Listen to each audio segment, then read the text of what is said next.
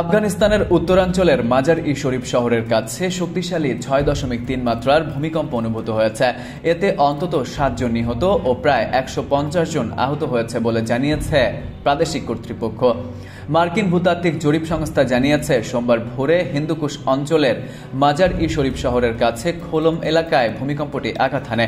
প্রাথমিকভাবে ভূমিকম্পের গভীরতা ১০ কিলোমিটার বলা হলেও পরে তা সংশোধন করে ২৮ কিলোমিটার জানানো হয়।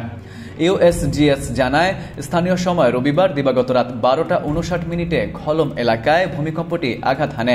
প্রায় ৫,২৩,০০০ জনসংখ্যার নগরী মাজার-ই শরীফের কাছে এর উপকেন্দ্র ছিল।